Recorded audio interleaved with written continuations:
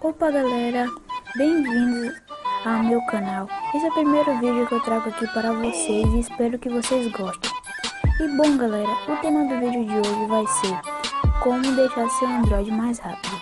Lembrando aqui galera que essa função que eu vou estar mostrando para vocês não vai deixar seu Android 100%, mas vai melhorar mais do que ele está.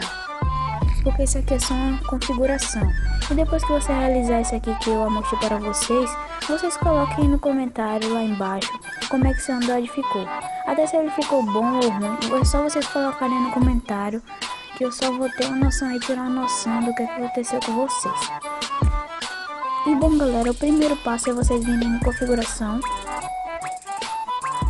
Aí depois de vocês virem em configuração, se você não tem a opção de desenvolvedor ativada, vocês vêm sobre dispositivo. Aí vocês procuram por número de compilação. Vocês apertam 8 vezes até ativar a opção de desenvolvedor. Aí depois de ativar a opção de desenvolvedor, vocês vão lá. Aí vocês procuram por... Deixa eu procurar aqui. Vocês procuram por escala de animação. Aí vai ter a escala de animação da janela, escala de animação de transição, escala de animação de duração. Aí todas essas daqui, como vocês estão vendo, todas essas três aqui vai estar em 1x. Aí vocês vêm e botam em está desligada. 1x não, desculpa, 1 vezes. Aí vocês colocam em está desligada todas as três.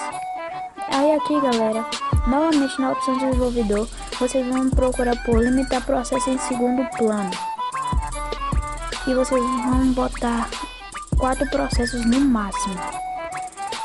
E fazendo isso, é só vocês voltarem aqui e ver como é que seu celular ficou, né? Vai dar uma diferençazinha. E se não se esqueçam de colocar no comentário aí. E bom galera, esse foi o nosso vídeo de hoje. Espero que vocês tenham gostado. Dê o like, compartilhe com seus amigos para ele ficar acompanhando aqui vídeos novos, coisas novas como eu mostrei aqui para vocês agora. E se inscreva para andar acompanhando meu vídeo também no nosso canal aqui. Espero que vocês tenham gostado novamente, né? E até o próximo vídeo.